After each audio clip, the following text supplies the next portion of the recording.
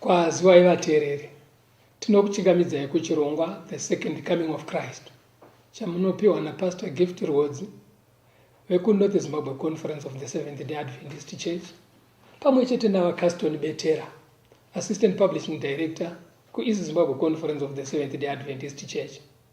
Mustudio nhasi tina Sister Shailet Chakabveyo vari kutiisira into sign language. Vabetera kwasai vateereri. Vateereri tinokuchingamidzai. Tinoda kutenda hurukuro yatiinayo nhasi ine musoro wenyaya unoti zvegumi nezvipo. Zvegumi nezvipo. Regai tibva tangopinda muhurukuro yedu tiverengerei muranda waMwari Exodus chapter 20 verse ya 11. Exodus 20 verse 11. Nokuti namazuva matanhatu Jehovha wakaita denga nepasi negungwa nezvese zviri mukati mazvo, akazorora nezuva rechinomwe. Naizvozvo Jehovha wakaropafadza zuva reSabata akariita dzvene. Panapa ndimai iri kuburitsa pachena kuti Mwari asika denga nenyika, akaisa zvinhu mukati menyika, mhuka dzinokambaira, shiri dzinobhururuka, miti, maruva, matombo nezvese zvaakashongedza nyika nazvo achibva azosika munhu. Zvese izvozvo zvakasikwa naMwari. But pane mubvunzo macho unoti akazvisika kuti zvigove zvani? Ndio mubvunzo watoda kuti Bhaibheri ritipindure kuna Mapisarema 24 verse ya 1. Mapisarema 24 verse ya 1. Nyika ndeya Jehovha nekuzara kwayo, nyika yose nevageremo. Right. Mapisarema ari kuti nyika nekuzara kwayo ndeya Jehovha. Kana zvichinzi nekuzara kwayo Betera, zvikureva kuti nezvese zvakazara mukati menyika. Zvadomwa kuna Exodus zviya. Zviri kudenga, zviri panyika, nezviri mumakungwa. Zviri mumakungwa, zviri munzizi, zviri mumakomo, zvese zviri mumasango ndezvake. Including vanhu tiri vake. Right. Ndo zviri kuburitswa neBhaibheri. Regera pfungwa yeunzwe ichitsigirwa pana Mapisarema 50 pavhesi ya 10. Psalms 50 verse 10. Nokuti mhuka dzose dziri kudondo ndedzangu, neng'ombe pamakoma ane chiuru chamazana. Mwari ndiye akasika zvinhu zvese. Saka anoti mhuka dzamunoona musango idzi ndini ndakadzisika ndedzangu. But ownership yaMwari haigumire kusango. Alright. Ari kuuya chero nepapurazi pemunhu. Munhu paanenge achiti mombe dzangu idzo, Mwari ari kuti iwewe munhu wacho kaiwe sapurazi uri wangu. Right. Nemombe dzako futi ndedzangu. But Mwari paari kunyora zvinhu izvi pastor, kungonyoroka because hakuna angamboramba ka. Mastatement ari kungotaurwa because hakuna angarambe kuti tiri vaMwari. Pana angabva anyatsomira here achiita kunge ari kuita nharo kuti Mwari hazvisi zvenyu, kutsimbidzira uku kuda kuti kudii. Right. Pakutaura unoreva bushe Betera kuti hapana angarambe pakutaura. Right. Asi pakunoita uchaona chidzidzo chedu pachiri kurudunuka pakuzonorarama unotoona kuti kune mumwe anoita sekunge ari tarira Mwari migani kuti imi munogumira apa. Because pana nchifunga ndikuedza kufunga baba vari pamba. Vongotanga vachiti muri vangu vaneni. Muri vangu zvinhu zvese zviri pano zvambonyanyeita sei. Ndo papa ndinobvisa kuti ukaona pamushaka munhu azotaura kuti ndini baba wepane inini zvinotozikanwa zvekuti vanhu vaitosvika vatoziva kuti ava ndo baba. Ukaona munhu akudzokorora statement iyo zvinoita kuti pane background iripo, pane zvaiitika zvinoita sekuti zvaakukurudzira kuti vanhu varangaridzwe. Imbofamba maybe zvichajeka pari kungondishamisa kuti sei mwana akutaura zveobvious. Alright, mira unzwe futi kuna Hagai kuti chake imhuka dzemusango here chete nemombe. Hagai 2 verse 8. Hagai 2 verse 8. Sivheri ndeyangu nendarama ndeyangu, ndizvo zvinotaura Jehovha wehondo. Right. Saka unonzwa munhu achiti ndine claim yangu kushamba. Alright. Ndine claim yangu kukwekwe. Mwari claim paya panocherwa kuti kaye gold Mwari ari kuti iyoyo ndeyangu. Mwari anotoziva netsinga dzaro zvichiri muvhu saka zvambocherwa. Saka Mwari ari kuti zvese izvozvo ndezvangu. Huridzi hwake huri kubvepi? Huri kubva pakuti ndiye akazvisika. Achibva asika chero nemunhu wacho anotori nematitle deeds ekunzi ndiye surplus, ndiye muridzi wemombe idzi, anoti ndini muridzi wemunhu nezvinhu zvacho zvaari kuti ndezvangu. Still mfundisi ndiri kunzwa pari kujeka zvambonyanyeita sei. Alright. Kuti munhu aramba panenyangu zviri kumbonyanyeita sei kuti asvika kuti nyika nevasose varimo ndevangu, obva kuti nemombe dzese nemhuka ndezvangu. Ezvino akutaura kuti zvicherwa zvese zvanyanyodii. Chinzwa manje kuti mubvunzo wakoka unotisebedza kumubvunzo kuti saka munhu anokwana papi manje apa. Alright. Kana Mwari ati izvo ndezvangu ende wodzokorera kuzvitaura zvinhu zviri obvious. Genesis 1. Genesis 1 pa 26 kuenda pa 28. Genesis chapter 1 verse 26 to 28. Right. Mwari akati, ngatiite munhu nomufananidzo wedu akafanana nesu, ngaave nesimba pamusoro pehove dzegungwa, napamusoro peshiri dzedenga, nepamusoro pezvipfuyo, nepamusoro penyika yose, nepamusoro pezvipenyu zvose zvinokambaira panyika. Mwari akasika munhu nomufananidzo wake, akamusika nomufananidzo waMwari, akavasika murume nomukadzi. Mwari akaropafadza. Mwari akati kwavari, berekai muwande muzadze nyika, mubate ushe pairi, muve nesimba pamusoro pehove dzegungwa, nepamusoro peshiri dzedenga, nepamusoro pezvipenyu zvose zvinokambaira panyika. Right. Panapa pakuenda pamberi pachiti ipo pakupedzisira zvimwe zvinhu zvese zvasikwa munhu ndiye akazopedzisira kusikwa. Right. But Mwari asati amusika anoti ngatichigadzirai munhu kuti ave nesimba, in other words kuti ave mutariri pamusoro pezvinhu izvi, ave manager pamusoro pezvese amanage. Handiti wapaona. Saka munhu akazosikwa pekupedzisira chaari kusikirwa kuti ave manager. Alright. Saka munhu ndiye akapuwa umanager kunzi asupervise zvinhu zviripo pamusoro penyika, asi zviri zvani? Zvamwari. Alright. Apo pakacheka kapo. Genesis 2 verse 8 na 9. Genesis chapter 2 verse 8 na 9. Jehovha Mwari akasima munda muEden, kumabvazuva akaisapo munhu waakanga avumba. Jehovha Mwari akameresa pasi miti yose inofadza meso neyakanaka kudya, uye muti woupenyu pakati pomunda, nomuti wokuziva zvakanaka nezvakaipa. Right. Saka zvinhu zvese izvi zvasikwa munhu wochizosikwa.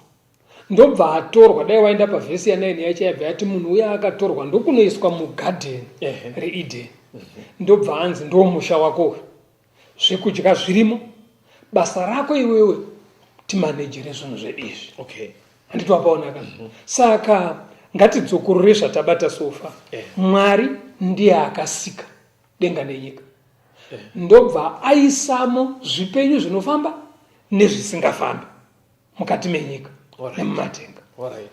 Pakupedzisira ndobva agadzira munhu kuti amaneje zvinhu izvi, asi Mwari ari kuti ndezvangu zvese, zvese nemunhu wacho. Right. pana Genesis 2 ipapo pavhesi ya 15 kuenda pa17 iverenga unzwe. Genesis 2 verse 15 to 17. Jehovha Mwari akatora munhu akamuisa mumunda weEdheni kuti aurime nokuuchengeta. Jehovha Mwari akarayira munhu achiti, ungadya hako miti yose yomunda, asi muti wokuziva zvakanaka nezvakaipa usaudya, nokuti nemusi waunoudya uchafa zviro kwazvo. Right. Munhu uye aiswa muEdheni, chikafu chirimo. Asi pakati pemunda weEdheni paine umwe muti, paive nemiti 2. Muti weupenyu wavaifanira kudya kuti varambe vachirarama. Pasaidi pawo ndobva paiswa muti wekuziva chakanaka nechakaipa. Alright. Wavakanzi musabate kana kudya. Hanzi mukadya munofa zviro kwazvo. Alright. But ukacherechedza bai chibetera, uchaona kuti muti uyu wanga usiri poisonous, waisauraya. Nekuti muti uri kunzi mukadya muchafa wanga usingauraye iwo pachawo. Sechitupa-tupa chekuti munhu ukadya chitupa-tupa zvinoiswa mumudziva kuti hove dzife. Nevanhu vanochireketa vanenge vanonovhara mvura kudai oisa chitupa-tupa dzofuma dzakaengerera pamusoro. That's right. Saka muti uyu wanga usiri poison sechitupa-tupa. Aiwa. Nekuti Adamu mushure mekunge adya muti uyu akatozorarama kusvika kudai 100 years. Saka waisauraya. But muti uyu wakangoiswa naMwari sereminder kuna Adamu. Kuti umurangaridze kuti Adamu takuita manager iwewe. Asi hausi muridzi. Pane tsumo yechikarakaka yatotiyo vamwe varindi wakwa. Asi masango ane varidzi vavo. Kukurira kuti uri kungoona but areas dzine vanotonga varidzi. Very good. Saka muti uyu waive wokurangaridza Adamu kuti takuita manager. Hakuna umwe pakumanager ari pamusoro pako, asi hazvisi zvako. Ndozvaida kuti Adamu agare achirangarira izvozvo. Saka zvaiudzwa Adamu izvi mufundisi nemanzwisiro andinoita bhaibheri ndichiridzidza. Muda kurehera kuti ndo zviri kuudzwa vanhu nhasi. Maybe regera timbopinda pakunzwa kamboka tigoya tosumudzira kubva ipapo. Rega timbonzwa kambo toya toisumudzira kubva ipapo. Toda kutenda. Pasi rino rizere makuva, kurwara nerufu, hatigoni kuzvinzwisisa, asi gare tariro yekuuya kwaJesu ndiyo inonyaradza. Kana tazoenda kudenga tichazvinzwisisa, Jesu achapukuta masodzi ose. Hakuna kuchema uko, tichafara kana taponeswa. Tinomuchingamidzai zvakare vateereri. Tiri kuenderera mberi nehurukuro yedu Zvegumi nezvipo. Taona kuti muchikamu chekutanga pakasikwa Adamu akanzi naMwari ndiwe manager pamusoro pezvinhu izvi. Asi zvinhu zvacho zvaiswa panyika panapa zvinokambaira, zvinobhururuka, zviri mumvura nezvimwe zvisingafambe zviri panyika nezviri pasi penyika, Adamu achibva anzi ndiwe manager. Saka Adamu akasikwa zvatopo. Saka Mwari akati kuna Adamu ndezvangu, hazvinetse kunzwisisa.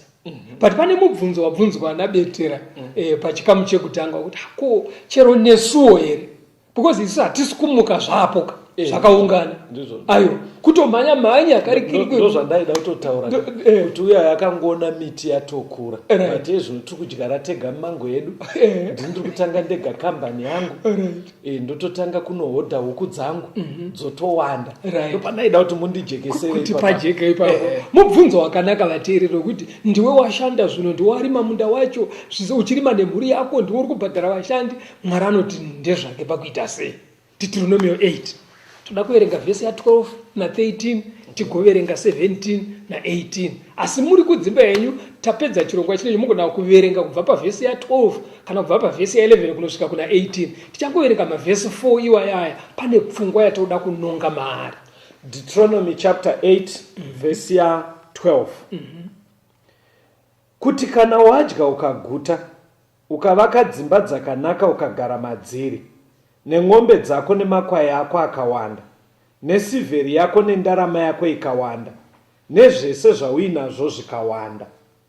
Verse 17 kuti urege kuzoti mumwoyo mako simba rangu nekugona kweruoko rwangu ndizvo zvakandiwanisa pfumai, asi unofanira kurangarira Jehovha Mwari wako nekuti ndiye anokupa simba rekufuma kuti asimbise sungano yake yaakapikira madzibaba ako sezvaanoita nhasi. Andurunzwa panapa Mwari ari kuti dambudziko rine munhu nderekuti akadya akaguta pane kakuvarairwa kanouya. Wobva wati wewe isimba rangu ndini ndakagona uchenjeri hwangu hwakaita kuti ndive nezvizvi ndini ndakarima ndini ndakadyara sezvaunga uchitaura zviya. Mwari ari kuda kuti chero nesuwo tirangarire chonechi. Number 1 tigere panyika yake yaakasika. Number 2 zvatiri kuunganidza zvacho ndezvake. Chero kana ndiri kuchera gold ndiye akarisika ndiye akarifushira ipapo. Nditozvaona. Kana uine purazi ndiye akasika purazi rako rigere pakasikwa naMwari. Number 3 Mwari ari kuti iye simba rinoita kuti umuke kuti ndichambomukira kuBeit Bridge mangona ndiri kuenda kuVic Falls mangona ndiri kuenda kuBetera simba iroro unopiwa naMwari. Saka mufundisi muri kuti here kuvateereri vedu ari kuona vari uko even vasingaende kumachechi vatombomira kubuda mudzimba kuenda kwavari kuenda because matsananguro anoita nyaya inenge isinei nekuti anoenda kuchechi kana asingaendi. Ameno kana ndikudzwa zvakanaka uri correct ipapo haisi nyaya yevanoenda kuchechi bedzi because chero vasingaende kuchechi vacho anomukira kunoona vashandi kumunda kuti atomuka kune umwe atadza kumuka kuseri. Kune umwe atotadza kumuka saka kuti amuke aende kwaanoenda ndiMwari amugonesa. Ende ukanzwa even aine mota yake here iri mukapoti iwe hausati wamboteere uchifamba muroad woona mota yakakwira pamusoro pematombo kusaidi kwerodi. Mota nyowani chaiyo yanga iine zvese yakatobva kuservice dziri kurova miti wani. Saka ukaona uchisumuka uchinosvika kwamutarika ndiMwari abvumira ndiye akugonesa. Ndozviringotaurwa naMwari. Ende kune vamwe vanhu vawaipindana hakuna here vamwe vanhu vawaipindana uchikorewo vaigona muri mugrade 7 asi vasina kuzoenda kuform 1. Tinotoona wakawanda. Anditozvona. Saka iwo kuti uzonosvika form 4 kunosvika form 6 hakusi kuti wakagona stereka. Mwari ari kuti ndini ndinokugonesa zvese izvozvo. Mukadaro kunesu vateereri kune vakawanda pakati pedu anoona kunge ndo vari kumhanya ndiri kuteerera zvitaura namufundisi wamwe vanobva vati kuhasla ameno zvamunenge muchiita. Pfungwa iri kubuda mubhaibheri ndeyekuti whether unoenda kuchechi hauende kutombogona kudaro isimba raMwari. That's right. Ndo zviri kudiwa naMwari izvozvo kuti tigare tichirangarira. Saka Adamu akaudzwa kuti iwewe uri manager chete ndini muridzi. Asi kuti arangaridzwe kuti Mwari ndiye muridzi aifanira kuti kana akunosvika pamuti wokuziva uya chero akaona mafruits acho achiyewedza akatsvukirira kuti pane temptation yekuti abate kuti ndakanzi naMwari ndisabate ndine pandinogumira kwaaknowledge kuti zvishwa kune varidzi vandipa mutemo wekuti zvino muti uya wakavhumurwa naAdamu hausisiko manje. Saka isusu tinorangaridzwa nei muti hapasisina. pane need yekuti rangaridza remufundisi because even uchifamba kwese kune angarambe kuti takabva kuna Mwari. Kana Adhamu anga asina kumbotadza aididha kurangaridzwa kwauzoti isusu takaberekwa tichitadza. Because even kwamuri vateereri kune ranga aite dambudziko nekuziva kuti takabva kuna Mwari. Ndopfungwa yandiri kuedza kutaura chimira uone kureda nyaya yacho ukazondibvunza mubvunzo wako iwoyo. Mwari anorangaridza sei vanhu nhasi kuti havazi varidzi. Leviticus 27 vhesi ya 30 na 32. Leviticus 27 vhesi ya 30. Zvegumi zvose zvenyika kana zviri zvembeu dzenyika kana michero yemiti ndezvaJehovha, zvitsvene kuna Jehovha. Verse 32. Zvegumi zvose zvemombe kana zvezvipfuyo zvidiki zvose zvinopfuura nepazasi petsvimbo, chegumi chinofanira kuva chitsvene kuna Jehovha. Zviri kutsanangurwa panapa ndezvekuti mukushanda nekumhanya-mhanya kwatinenge tichiita kuya tinogona kuunganidza. Right. Zvanzi chero waunganidza zviri zvembeu, unoverenga pambeu dzacho dzawaunganidza wakohwa zvakawanda sei. Right. Anzi paunenge uchiverenga isa muzviyero zvinoverengeka. Anogona kuva mabhagidhi, anogona kuva madhishi, anogona kuva matani kana masagi. Isa muzvikamu zvinoverengeka. Kana wakuverenga manje woti ukaverenga kuti 1 2 3 4 5 6 7 8 9 woti ndo zvako. Chechiteni isa pasaidi hanzi naMwari ndechangu. Kuti nekuti akanosakura kumunda ayo, ndiye akakupa munda wacho uri panyika yakasika, ndiye akakupa simba nenjere zvekuronga nekuti zvinizvozvo zvibude, ndiye akanayisa mvura. Chero uchidiridza ndiye anoita kuti mbeu dzako dzimere. Unogona kuti wadiridza yorambira mumuvhu. Saka Mwari anoda kuti urangarire kuti ndiMwari ari kundigonesa, ari kuti chechitene nechaMwari. Otiwo kuzvipfuyo kana mombe dzabereka nembudzi nemakwai, kwaiuya muranda waMwari aimira padanga akasomudza tsvimbo dzichibuda 1 1 2 3 4 5 6 7 8 9 yechiteni yangu yobva yanzi ngwe netsvimbo ndeyaMwari. Yabuda iyoyo Mwari ndiye aisarudza ega. Aiwa pasi. Inini ndandapanzwisisa because inyaya inotaurika handiti kuti zvegumi tukura 110. That's right. Chechiteni pane zviteni. Pane 10. But matsanangura amakuita manje kuti pakukaunda kwacho ko zvikabva zvaenda pabhuru remusha kana iri kukamwa. Mwari ndiye aisarudza. Ende kana uchiverenga Elsa yakunotonzi iko chanongedzerwa netsvimbo haikona kuchichinja iwewe nekuchida. Because iwe unogona kuti Mwari asarudza bhuruka iwe uti ndorida robatwa neshumba. Tiri kungoda kuti uone kuti anochengeta kuti zvisadyiwe kusango ikoko. Kutoti zvive zvazviri ndiMwari. Ende Mwari arikuda bedzi kuti iwewe haasi kuitira utsinye uchaona kunoenda nyaya yacho kumberi. Haasi kuitira utsinye kuti abva anotora bhuru remusha kuti wobva waroza. Ari kuitira bedzi kuti akurangaridze kuti iwewe sandiwe muridzi. Inzwa zvaanotaura pane panzi futi zvipfuyo zvidiki. Kwakutorera nahanga nehuku zvese zvofanira kuverengwa. Chechiteni chaberekwa ndechake. Enda pana mapisare ma50. Uverenge vhesi 10 kuenda pa15 unzwe. Ngandisvike ipapo vhesi ya 10. Right. Nokuti mhuka dzose dziri kudondo ndedzangu, nemwombe pamakoma ane chiuru chamazana. Ndinoziva shiri dzose dziri mumakomo, mhuka dzose dziri musango ndedzangu. Kana ndaive nenzara handaiza kuudza iwe, nokuti nyika ndeyangu nezvaizere nazvo. Ko ndingadye nyama yenondo kana kunwa ropa rembudzi here? Bayirai Mwari zvibereko zvekuonga, uripire wokumusoro-soro mhiko dzako. Udane kwandiri pazuva rekutambudzika, ini ndichakurwira, iwe ugondirumbidza. Mwari kana achiti chegumi ndechangu, munhu akashanda akatambira $10, dhora nderaMwari. Atambira $100, 10 ndeyaMwari. Atambira 1,000, 100 ndeyaMwari. Atambira 10,000, 1,000 ndeyaMwari. Atambira million zvichingodaro. Chegumi chakanakira kuti ndimaenzanise. Abvisa 10,000 ka vanhu ndavati murume akaoma anounza chegumi 100,000 murume azokutamba nayo. But pamberi pamwari aunza 100,000 neaunza 10,000 neaunza 1,000 neaunza 100 neaunza 10 neaunza $1 vese vabvisa 10%. chero iri 10%. Kana iri 10% hauna pawakunda umwe. Zvakafanana nekudaiwo munhu akanyora exam mugrade 7 onyora maths obuda neA. EA handitika weform 4 obuda neA, weform 6 obuda neA, weform 6 haana kukunda wegrade 7. mamatsanangureyo handiti uri kupabata ka muda kuvhara zvandaida ubvudza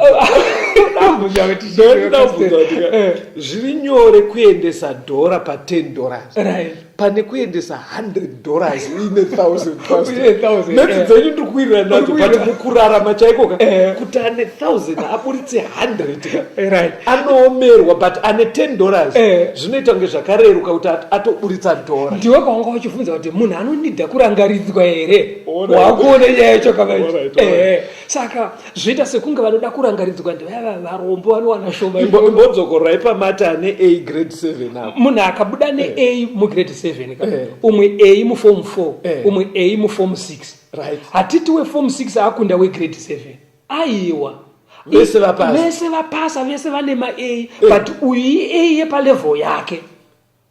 Saka palevel yako kana uchiwana 10,000 chegumi chako 1,000 ndokulevel kwako ikoko and 1,000 yako iyo ichegumi kunane huku 10 oendesa tseketsa yake 1 apasa futi ndozverevel yake nehuku dzake nehanga dzake akainzana ipapapa. Uchaona kwavanonosiyana kana toinda mberi kunopendera chidzidzo chedu. Asi pane imwe fungo yatoda kuti ijeke vateereri. Hanzi kana uchiunza chegumika kuna Mwari haasi kuida kuti agotenga shuga. Endanzwa mapisare majita hanzi dai ndaive nenzara ndaikuudza. Kana Mwari achinzi muunze chegumi chemombe hakusvika kuti akuda nyama yekugocha. Mwari hagoche nyama haende kubrayayo. Mwari ari kungoda kubatsira iwewe kukurangaridza kuti hausi muridzi. Ende unoziva kana Mwari achiti ndezvangu achiverenga nemombe dziri mudanga mako ari kurevesa zvimwe zvinhu zvisingazikanwi kuenda vateereri unoziva kuti chiibetera. Handiti muridzi wezvinhu ndiye anogova. Dai wanga uine mombe pamwe ndaikuvhunza mubvunzo kumusha but toti munhu ane mombe dzake 1,000 makuseni womuka aine mombe 1,000 na 10 obva atsikwa netractor ofa kuma 12 ndedzane mombe idzi. aiwa ipa imwe example isina tiri kutaura kuti vanhu pavanenge vakumhanya wozonzwa vaudedza saka mangwana tichasumuka takuenda nemufu wedu kwachiri kuti tindomuradzika ende kana vapedza kumuradzika kuya saka isusu hatite manyaradzo mangwana tichabva taparadza nhumbi dzemufu. Mombe dzako dziya dzawanga uinadzo 1,000 dziya hadzisi iwapo iwo watofutsirwa. Saka Mwari ndiye anodetermina ndozvinorehwa naSolomoni kakuna muparidzi kuti mangwana zvinotofuma zvazvo umwe asina kumbozvishandira. Saka Mwari kana achiti ndini muridzi anogona kugova zvauinazvo nhasi iwo ukafa iwo hati kuviga nemasuta ako 4-5 achirege kubva madaro asi point yataurwa namufundisi kuti zveshuwa tine zvinhu zvatinazvo pakurarama zvinotobatika nedzimari mumabhanga dzekuti ukarivara unogona kufunga kuti ndedzako. Saka pfungwa iri kubuda muchidzidzo chedu ndeyekuti bhaibheri udaisa pachena kuti Mwari ari kuita kunge ari kungotitendera kumbozvimaneja but kuti tisarivare panyaya anopota achiti chegumi chega chiwani mune 10 chinofana kupota chichiuiswa kwaari nekuti ndiye muredzi. Saka pane imwe pfungwa yazopedziswa pana mapisaremu hanzi kana waunza zvegumizvo ukazonamata uchida kubatsirwa ndichanzwa munamato wako ndokukomborera. Saka kubvisa chegumika uri kutaura kuti Mwari ndimi Mwari muupenyu hwangu ndimi munoblessa ende ukadyawo chegumi ya making a statement uri kuti no kana zvaakuda kukomborera ini ndogona kuzviblessa ndega. I don't need Mwari muupenyu hwangu. Uri kubvisa cheya yaMwari mumba mako nemuupenyu hwako woikanda kunze kwemusha because ukadya chegumi uri kuti ndini ndaMwari pamusha panapa. Saka napazosvika nguva manje yekuti munhu anenge akuti ndinamatire vanhu vaMwari, Mwari anenge akuti minamato yacho ndaitouya kwaurika because inini wakabvisa chigaro changu muupenyu hwako. Saka pastor, mukutoteera apa Mwari ari kurevesa paataura kuti zvinhu izvi zviuye kwaari, obva atotaura because tatopaverenga pari kunzi nezuva rekutambudzika ukadana kwandiri ndichakunzwa. Mutoona kuti zvakanolingana. Inzwa pana marakai. Saka toita sei pastor, because nyaya yenyu iri kubva yaita kunge iri kubata munhu wese nevasiri vechechi. Because chirongwa chedu chinechi vakawanda vanochiziva tiri kubatsira vanoita zvechechi. But chidzidzo chenyu chiri kuita kunge chikuda kubata munhu wese nhasi. Right. Nyaya iyi kai kana wese anonzi munhu nezvese zvinonzi zvunhu zviri munyaya iyi, because zvese zvinonzi zvunhu ndezvaMwari. Nemunhu wese whether unoenda kuchechi auende kuchechi uri waMwari. Kana iwewo uri kuzviti une pfuma yauri kutora pazvunhu zvakatosika kunze kwaasika chake. Alright. But zvese zvaka saka inyaya yevanhu vese. Inzwa pana Malakai 3. Malachi chapter 3 verse ya 10 na 11. Verse ya 10 na 11. Uyai nezvegumi zvose muimba yokuvigira kuti zvekudya zvivepo mumba mangu. Mundidze naizvozvo zvino, ndizvo zvinotaura Jehovha wehondo. Muone kana ndisingakuzaruri mawindo okudenga, ndikakudurirai mikomborowa muchashayiwa pokuisa. Ndichatukawo udyi nekuda kwenyu, urege kuparadza zvibereko zveminda yenyu, nemizambiringa yenyu haizuzuki zvibereko zvayo mumunda nguva isati yasvika. Ndizvo zvinotaura Jehovha wehondo. Inzwa uri kuinzwa panapa. Mwari ari kuti ukanga waunza chegumi kuimba kwake, handitika waunza chegumi chako iwo kuchechi. Anoti iye mumba mangu muchaita zvekudya. Asi ini ndichavhura mawindo ekudenga. Ndodurura zvikomborero, handite zvekuburitsa nepadhoo pakajairika. Zvimwe tinodira pamawindo zvichiuya. Kuna kuti achaita zvekufoshorera, achaita kuzamurira kukublesa. Unoziva kuti munhu chegumi ndodivisire vatendi. Ndopanaida kutokubvunzai mufundisi kuti ndiri kufamba nemi kuti chegumi chiri kutibatsira kubvuma kuti Mwari ndiye muridzi. But apa chaakuita kunge zvinonzi inenge iyo nzira yaMwari yekuti vanhu vakomborerwe. Pameno kana ndiri kunzwa hongu Bhaibheri rinotaura kuti munhu ngaashande 6 days achishanda ozorora rechinomwe. But zviri kuita kunge zvinonzi washanda waita zvese because ari kukupa simba ndiMwari. Zviri kuita kunge zvinonzi kuti uzonyatsa kupfumwa rinenge zano rina Mwari muBhaibheri ndiyo nyaya iyi. Unogona kushanda zvikashaya basa, kudyara zvikasamera, kana kumera zvikasaibva. But Mwari ari kuti ndinokomborera chero minda yenyu, ndodzivisa zvinodya nembavha nemakororo. Handizvazvionaka. Vanonamata mungadai musingatomboendi kuzvikwambo. Zvikwambo sirai vacharaswa, vachaparadzwa. Divisire mutendi kutendeka kubvisa chegumi. Ukanga wabvisa chegumi, Mwari ari kuti ndichakomborera, ndichakudururira zvamuchashaya pekurongedzera. But chamuri kuchindakidza mufundisi, muda kuti sika nevanhu muri muno mustudio. But imofundisi kana muri kumachechi manje hamutaure nyaya. Munotaura nemamwe mavara but musingaburitse nyaya yekuti tithe. Hando tithe nechirungu. Hamuburitse kudaro. But ndiri kutenda hangu kuti muri kudzekesa zviri muBhaibheri. But kana taanemi kumachechi muchitiparidzira, mune zvimwe zvamunotaura kuseeding, ameno zvamunenge muchitaura. Varaira haribude iri. Ipapo tingange tichingokanganisa zvedu muranda waMwari. Asi chokwadi chaicho kuti munhu akomborerwe hazvidi matombo anobva kugungwa. Hazvidi mafuta akandamatirwa neni samufundisi. Kana rimwe jira randakanamatira inini kuti ukomborerwe. Kana mvura yakacherwa muninga kuti ukomborerwe. Kuti ubleswe, zvinoda kutendeka pakudzorera zvegumi. Andoda kutenda ukadaro manje majekesi mupote muchinodaro makuchechi futi. Hatidi munhu anongodaro tiri mustudio. Alright, it's okay. Maybe katimbonzwa kambo tigoya toenda mberi. Alright, toda kutenda, rambai muinesu vateereri.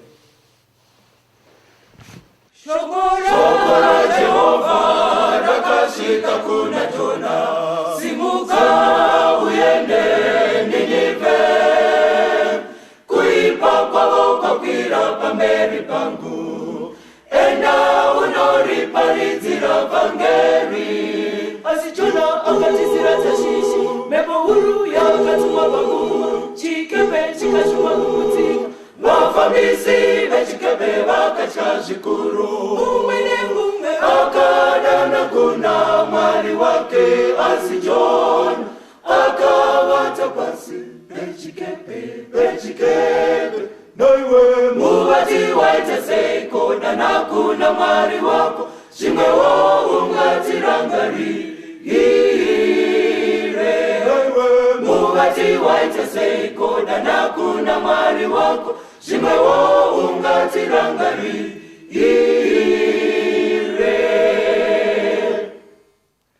Jona akati kwavari, mundikandire mugungwa, ipapo gungwa richakunyararirai. Dutu iri rakakuwira inokuda kwangu, ndinotya Jehovha wekudenga. Jona akati kwavari, mundikandire mugungwa, ipapo gungwa richakunyararirai. Dutu iri rakakuwira inokuda kwangu, ndinotya Jehovha wekudenga. Tinomuchingamidzai zvakare vateereri. Tiri kuenderera mberi nehurukuro yedu Zvegumi nezvipo. Taona muzvikamu zviviri zvekutanga kuti Mwari akasika denga nenyika, akashongedza nyika inoyi nezvaakaisamo, vanhu nezvinofamba nezvisingafambi. Asi zvinhu izvi akazvisika kuti zvive zvake. Pakupedzisira ndobva asika munhu akaita maneja. Adhamu asikwa, Mwari akaronga kuti agara achimurangaridza kuti haasi muridzi, kuburikidza nemuti wekuziva chakanaka nechakaipa. But Adhamu akazodarika murayiro waMwari akadya muti uya. Isusuwo vazukuru vaAdhamu, Mwari pamwoyo pake ane shungu dzekuti tigare mumurangariro medu zvakajeka, kuti hatisi varidzi vezvatiinazvo. Anga mapurazi, mombe, mbudzi, huku, mari, migodhi, nezvese nedzimotikari nemabhizinesi. Mwari anoda kuti tigare tichingorangarira kuti handi zvedu. Pati kuti tirangaridzwe manje, Mwari akaronga urongwa hwekuti pane zvese zvatinenge tawana, anoti iye, ndinoda kuti utsaure chegumi kana kuti chechi10 pane income yawawana, pane profit yawawana, unotsaura chechi10 wochiisa padivi, chouya chakadaro kuimba yaMwari. Chouya ende toda kuti munzwise kuti musazofunga kuti tiri kutaura kuti vafundisi vaya vakuda kuti torera mari dzedu. Tiri kutaura zvine chekuita neukama hwako iwewe naMwari. Nekuti uchaona kuti pesa apa kwaunga usingabviseka, tichingoya muno mustudio tichingotaura. Chero ukada kukondinya usingabvise, isi tichangokondinya tichingoita, but unenge uchirasikirwa nemukana wekugadzirisa ukama hwako naMwari. Mwari ndobva apa promise. Akati kune vanenge vagona, vadzorera chegumi, vabvuma kuti Mwari ndimi muridzi. Mwari ati ndichakudururira zvikomborero zvamuchashaya pekuisa. Ipapo ndoda kuti pajeke. Haikuna kunotsvaga kubleswa namufundisi kana nemutungamiriri wechechi. Tsvagai kubleswa naMwari. Imwe tinokunamatira savafundisi savatungamiriri. Asi Mwari anoda vanhu vanonamata, vanonamatirwa vachiteerera zvaakarayira. Ndokuti zvikomborero zvake zviuye. Panoti ndinokudururira zvikomborero. Mukaenda kuna Mateo chapter 25 munonzwa pakapuwa matarenda pamufananidzo wematarenda. Unonzwa umwe akapuwa 1, umwe akapuwa 2, umwe akapuwa 5. Vhesi rinobva ratiro according to their ability, zvichienderana nekugona kweumwe neumwe. Saka Mwari kana achiti ndinokukomborerai, chero mukaverenga kuna Mateo chapter 13 pavhesi ya 23, inoti mbeu dzakanowira pavhu rakanaka, imwe yakabereka zvakapetwa rune 100, imwe ikabereka zvakapetwa 60 times, imwe 30-fold. Saka dzinobereka zvakasiyana siyana zvichienderana nekugonesa kwaMwari. Kana Mwari achiti ndinokukomborerai Betera, hazvisi kureva kuti tichingobuda muno mustudio kana tabvisa chegumi, tovirirwa yowane bhazi, ndatoone bhazi. Mangwana acho yowane bhucha, indaane bhucha. Hazvidi kuti vanhu munobva mafanana pane zvamunopiwa. Ayewa, mukacherechedza chero mubhaibheri kuna vanhu vakakomborerwa naMwari. Isaac anokomborerwa aenda kunyika yaAbhimereki. anorima unoziya zvekusvika mambo akutonzwa godo.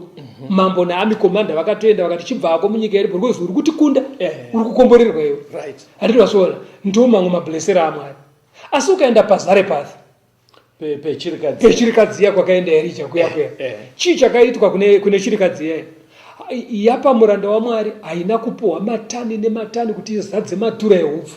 Aiwa Mwari akangomeka shuwa kuti mudende maigara hupfu. Aite kana akaguma akabika paanonogadzika wosidira kwokubika mangwani.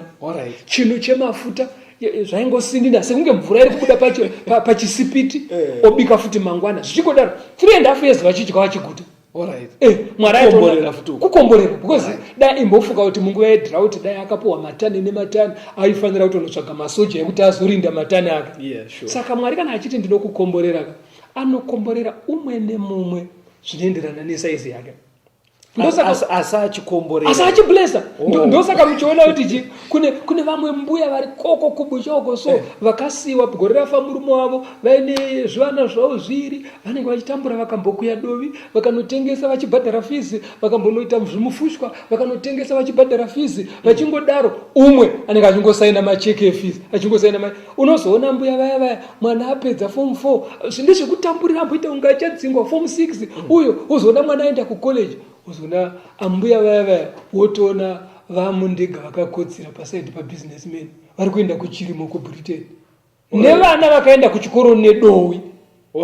Ivo havagoneka nachirungu vane vakatomirirwa paairport. Handivazvona. Saka kana Mwari achiti ndinokomborera hazviri kuti mese munongomuka mane mazi kubusiness empire because chatiri kuda pastor kudriver motikari maletesi kwatiri tiro atati zvaita. Saka kune vamwe vachadrive handivazvona.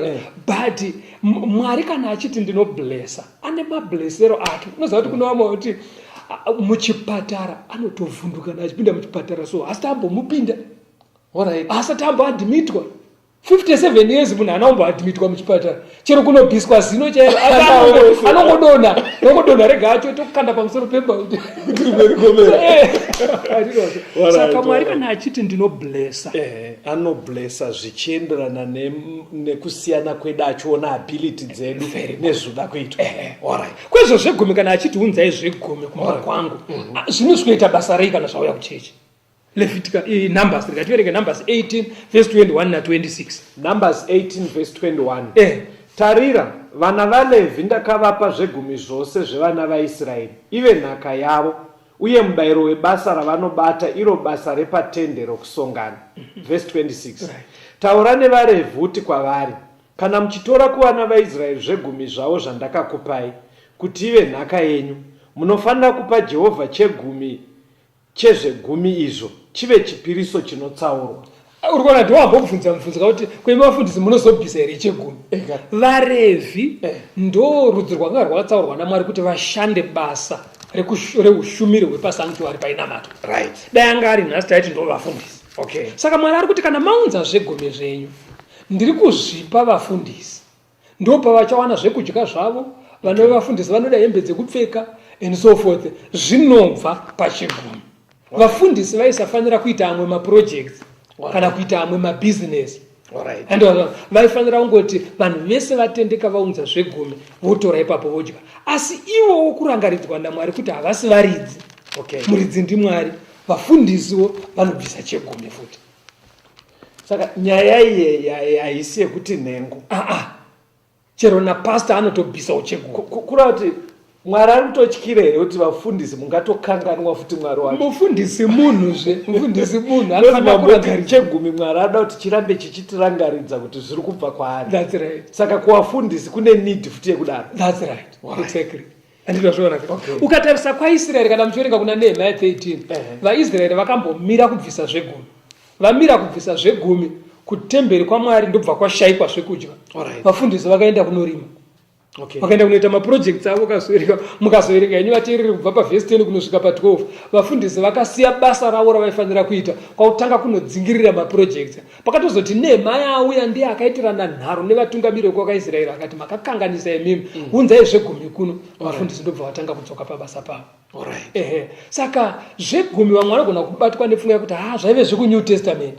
Alright. Inzwa kuna vakorinde vekutanga 9 pavhesi ya13 na14. 1 Corinthians chapter 9 verse 13. Hamuzive here kuti unoshumira pazvinhu zvitsvene vanodya zvetemberi, uye kuti vanobata basa paatari vanogovana neatari here. Saizvozvo Ishe wakarayira kuti vanoparidza ivhangeri vararame neivhangeri. Saka vafundisi vanofanira kudya kubva pazvegumi. Alright. Ende chimwe chinhu chinoda kuti chijeka pa vanhu vaMwari ndechekudayo. Zvinogona chegumi chiri kunzi uri kupa Mwari. Usazoti kana wakuuya ukaona mufundisi akabata rofu rechingoti ichegumi changu, aiwa. Iwo wapa Mwari. Mwari ndiye anozopa vafundisi because vashandiri vavo vake. Saka pauri kuendesa ikona kuendesa uchiti ndikuendesa pay ya pastor. Haisi pay ya pastor, uri kuendesa chegumi kuna Mwari kuti ndimi makandikomborera. Alright. Mwari ozopa vafundisi. Mwari ozopa vafundisi. Alright. Ende hazvinei neunhu hwamufundisi. Vafundisi tinokurudzirwa kuve neunhu hwakanaka. Asi kune vamwe vanoita misikanzwa sevafundisi. Alright.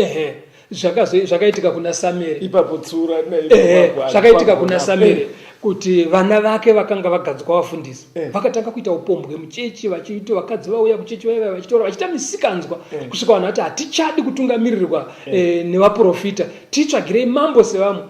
Samueri paakaenda kuna Mwari, Mwari akati havana kuramba iwewe, varamba ini. Saka mufundisi akanga aita musikanzwa wopachechi penyu, haasi Mwari aita musikanzwa. Zvegumi ndezvaMwari hazvisi zvapasta. Mira ipapo vateereri, ipo patawana mufundisi, imi musakanganwa chidzidzo chedu tikudzidza nezvegumi kuitira kuti pasaite muyedzo kuti ubva kuti zveshuwa nekuti vamwe vapasta vakadai. Handicho chidzidzo, handitika isi tiri kuti zvegumi zviende kunani? Kuna Mwari. Toda kutenga. Very good. Saka ipa Mwari, kana wapa Mwari, mufundisi Mwari achadhira naye, vanotongwa hadzisi nhengo bedzi, chero nesu vafundisi tichatongwawo kana Mwari akuuya. Saka ipa Mwari chegumi chake, kana wamupa Mwari iye achakublesa. Saka mufundisi ndikuona kunyangwe nguva dziri kufamba. Saka zviri kuita kunge zvitori nyore kuti munhu atange kudzosa chegumi kuna Mwari even asati akutombogona kuchengeta sabata kana kuziva kuti Jesu achadzoka sei. Because inyaya yakajekera munhu wese kuti takabva kuna Mwari. Tinopiwa simba naMwari.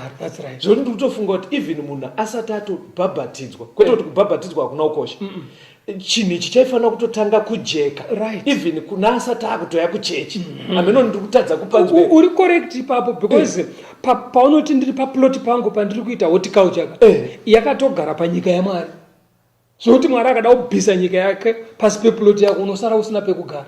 Saka vateereri, nekunzwa kwamuri kuita chidzidzo ichi, even usati waane sangano raungo akuenda kunopinda, nyaya iyi iri kuita kunge yakareruka but inotisungei pamwoyo. But inyaya inogona kutotangika watongonzwa chidzidzo chino wotorarama Mwari achikukomborera. Rega tinde pamberi tinzoti ichegumi chete here chinodiwa pane vanonamata. Mapisari ma96 vhesi ya 8. Mapisari ma90. Wapisa chegumi iwe pane zvese zvawapiwa, wakuenda kunonamata. Mwari vanoti kudii? Ipai Jehovha kukudzwa kunofanira zita rake. Uyai nechipiriso mupinde muvazhe dzake. Kana chegumi chaenda kana wakuenda kuchechi, hanzi usauye usina chipo mumaoko ako. Because chipo it's an expression yekukudza nekurumbidza kwauri kuita Mwari. Zvakafanana nekuti iwe ukashanyirwa nababa wako nhasi vakauya kumba, ukashanyirwa naamai, ukashanyirwa navatete, handitika tete vakauya, so unoexpressa kufara kwako kuti tete vauya, even nekuchinja zvamaamuchaji pavasipo. Sorry, ngomira muenzaniso. Tataura zvegumi. Imwe mari iri kudiwa, sorry ndakuti mari. Imwe futi iri kunzi uye nayo here. Chegumi chaenda hachizi chako. Chegumi ndechamwari. Saka pari kunzi kana pane zvako manje 9 zviya zvasara zviya 9. Ipapo ndo pauchati inini Mwari ahanguka vanondigonera ini. Wakuratidza kurumbidza Mwari nekufara nekuda kwezvavari kukuitira. Handiti wazviona? Wakutora pane zvawasara nazvo. Wopa chipo. Now ende pakupa chipo ichi kana muchiverenga kuna Vakorinde zvinonzi ipai nemwoyo yakasungunuka. Hakuna kuita zvokumanikidzirwa. Mwari pane kumanikidzirwa. Pane mufaro. Nemufaro ndozvaanoda. Unoziva pakapa chivakwa sanctuary murenje kuna Exodus 35 mukazonoverenga vateereri. kuna Exodus 35 mukaverenga, Moses anoti uyai mumwe nemumwe sekufara kwemwoyo yenyu. Vanhu vakaunza sirivha, vakaunza ndarama, vamwe vachiunza machira, vamwe vachiunza matehwe akagadzirwa zvakanaka, vamwe vakauya nemaskills avo, umhizha hwaive mavari vakaushandisa pakuvaka sanctuary.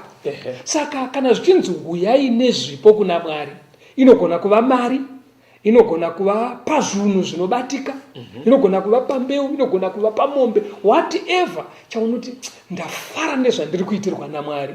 Handiti wazviona chegumi chakatotemwa, chipo manje hakutemerwa.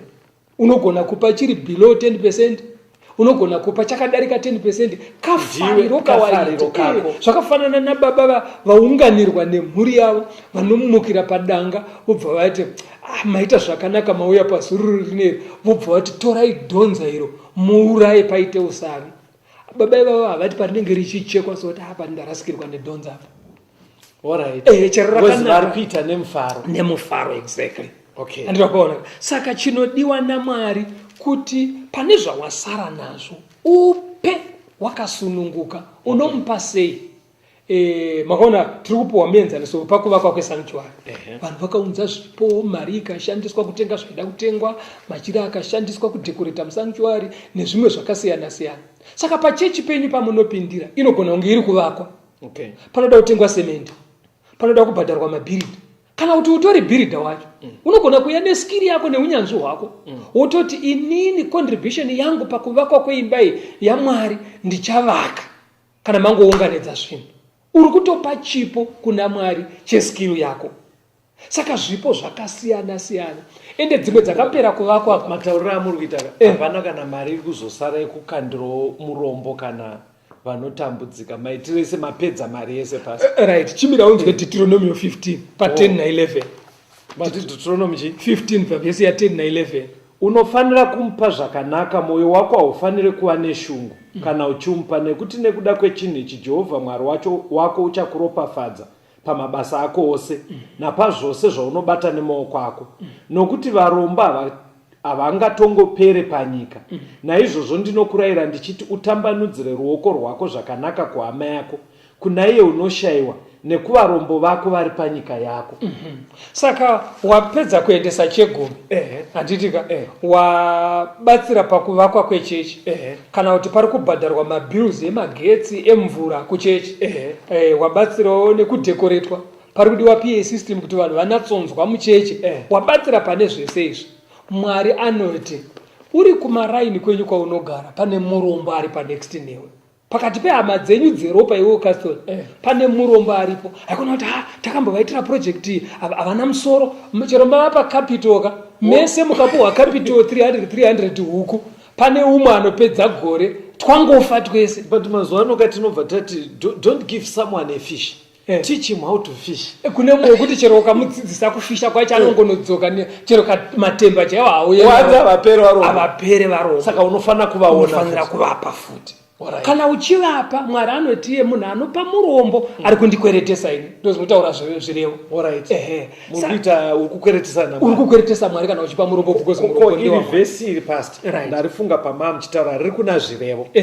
Chapter 11 verse 24. Riri kuti mumwe uriko unoparadzira achiwedzerwa, uye uriko unonyima zvaakafanira kupa asi zvinongomushayisa.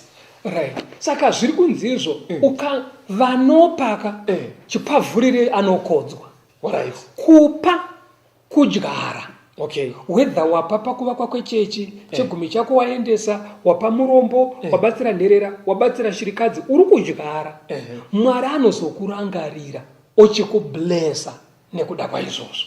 Ndosaka zviri kunzi pane umwe anopa owanzirwa zvaainazvo zvoramba zvichiwanda. Anongonyima but hapana kwaanoenda. Ukamboona kuti vanhu vanonyima kana ukada kutarisa kumhuri kana kumaraini kwenu, munhu pane vamwe vane mbiri yekunyima, unogona achingodzengerera ari paari ipapo. Redhiyo yaakatenga kudhara, redhiyo dzichangotanga kutengwa nevanhu. Vateereri, toda kutendai nekuteerera kwamuri kuita pakudzidzisa kwaita mufundisi nekuteerera kwamamuchita. Varipo vamwe izvi mufundisi ndoda kuti muwape mafoni namba ari kuti chidzidzo ichi ndachinzwa, ndoda kupinda pazano rakataurwa naMwari mubhaibheri, ndiratidze kuti Mwari zvese zvandinoita simba ndimunondipa. Ndoda kutangawo kuti ndivimbike pane zvegumi zvangu nezvipo. Vamwe havazoti vochinyatsodi chidzidzo chajeka, vapei mafoni namba kuitira kuti vazive kuti vobatsirika sei. Tinotenda pamuchapa mafoni namba zvakanakawo pamunotumira mameseji enyu ukataurawo kuti uri kupi, kuguta rekupi, ingava growth point district, zvinoita kuti zvirerukire vekucall center yedu kugona kuloketa kwamuri, because vamwe tona mibvunzo yamuri kutumira inoda kuonana one on one kana kuti muronge kushanyirwa kwamugere ikoko. Namba idzi dzamungatumira mameseji, kufona, ma-SMS, ma-WhatsApp 0775 460 175 0775 460 175 kana kuti 0716 452 086 0716 452 086. Mwari ave nemi, tisangane muchikamu chinotevera.